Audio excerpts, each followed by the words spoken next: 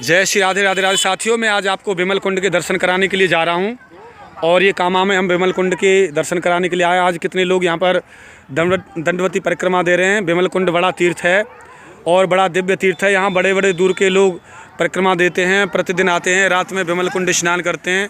इसकी बड़ी दिव्य महिमा है जो आपको मैं कराने के लिए जा रहा हूँ साथियों। बिमल कुंड कैसे है, क्या है, कैसे तीर्थ स्थान बना, इसका मैं उसी तरीके से आपको दर्शन कराऊंगा। इसके बारे में बड़ी दिव्य महिमा है और चलते हैं दर्शन कराने के लिए साथियों। मैंने आपको यहाँ पर ये पहले एंट्री कराई है, उसके बाद मैं चलता हूँ। तब तक के लिए मिलते हैं। जय श्री राधे राधे राधे। जय श्री राधे राधे राधे साथियों, आप जो देख रहे हैं, हम आए हैं बिमल कुंड तीर्थ पर। हमने पहले बताया था कि बिमल कुंड तीर्थ के दर्शन कराएंगे आपको। ये बिमल कुंड तीर्थ है, यहाँ पर ये बड़ा दिव्य तीर्थ है। यहाँ पर ये लोग सभी परिक्रमा करते हैं, स्नान करते हैं यहाँ पर। और आज बड़ा उत्सव पावन पर्व भी है साथियों। मैं इसकी महिमा बता देता हूँ। यहाँ पर लोग स्नान करते हैं, ध्यान करते हैं, साधन करते हैं, वास्तव में मुक्ति को प्राप्त कर लेते हैं। ये बड़ा दिव्य तीर्थ है साथियों।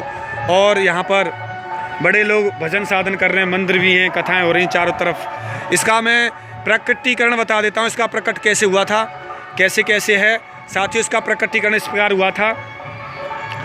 गर्ग संहिता में आया साथियों। क्या आया है गर्ग संहिता में? एक समय की बात है, सिंधु देश के राजा बिमल बड़े हताश थे। उन्हीं दिनों में आवाज़ पहुंच जाएगी वहाँ तक। हताश थे साथियों।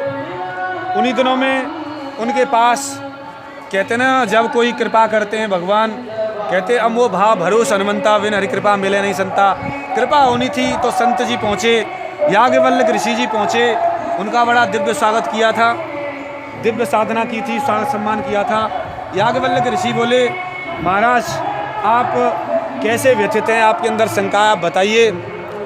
तो उस समय राजा बिमल बोले, महाराज आपको क्या पता नहीं है, मैं कैसे दिखूं, आप त्रिकालदर्शी हैं, आपको सब कुछ पता है, आप बताइए मेरे कोई पुत्र नहीं है। उस समय याज्ञवल्क्य जी बोले, राजन अब तो नहीं,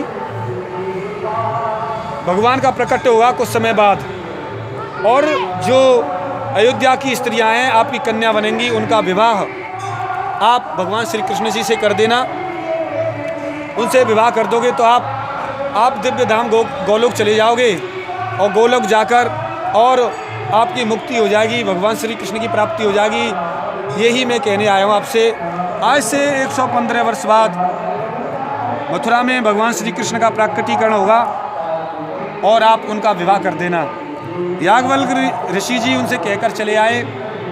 और जो अयोध्या की स्त्रियां थीं, जो भगवान राम पर मोहित थीं और कहती थी भगवान हमारे पति होते, भगवान श्री राम जी ने मन ही मन उनको वरदान दिया था कि इस समय तो नहीं, कृष्ण अवतार में आप मेरी पत्नी बनोगी, आपकी जो मन की इच्छा मनोरथ है मैं पूर्ण करूँगा।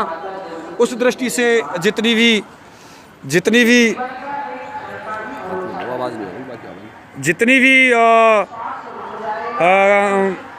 अयोध्या की स्त्रियां थीं, बिमल की पुत्री बनी थी सभी, उस दृष्टि से साथियों। और राजा यज्ञ कर रहे थे और वो पुत्रियां थी बिमल की, सभी भगवान कृष्ण की आराधना करती थी, पूजा करती थी। उसी समय राजा बिमल ने एक ब्राह्मण को भेजा कि जाओ देख कर आओ, 115 वर्ष हो गए हैं, भगवान श्री कृष्ण का प्राकटीकरण हुआ है कि नहीं, जैसा याज्ञवल्क्य ऋषि ने बताया था। तो उनके बताने के अनुसार ब्राह्मण जी आए हैं, लौट गए। उन्हीं दिनों पर भीष्म ऋषि जी पहुँचे हैं वहाँ पर। भीष्म ऋषि जी से पूछा है, भीष्म जी जो शांतनु जी के पुत्र थे, और ऐसे करके पहुँचे हैं भीष्म जी। तो वहाँ पर पूछने पर बताया कि भीष्म जी ने बताया कि भगवान श्री कृष्ण का प्राकटीकरण हो गया है, आप जाकर पता करो। पता करने पर ब्राह्मण आया है यहाँ पर और पता किया है, और यमुना जी के किनारे वहाँ पर श्री कृष्ण जी के दर्शन हुए हैं। दर्शन करते ही भगवान श्री कृष्ण जी से निवेदन किया, आप चलिए, आप उद्धार कीजिए उन कन्याओं का और उद्धार कीजिए राजा बिमल की पत्नी और राजा बिमल का।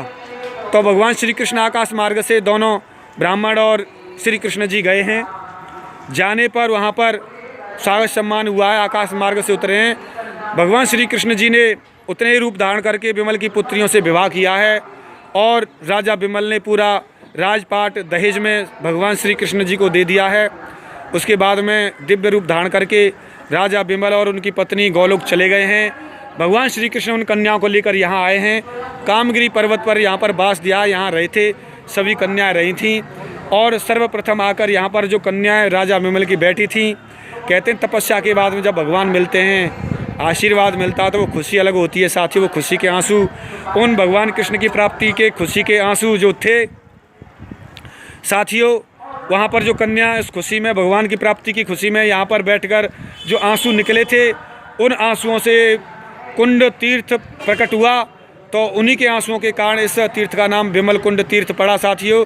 ये विमल की पुत्रियों के आंसुओं से प्रकट हुआ ये तीर्थ है जो आप देख रहे हैं चारों तरफ, ये उन्हीं की आंसुओं से, इसीलिए इसका नाम विमल कुंड तीर्थ पड़ा है। उनकी पुत्री के आंसुओं से ये दिव्य है। और यहाँ पर स्नान करने से, मज्जन करने से यहाँ पर बड़ा ही आनंद प्रकट होता है साथियों।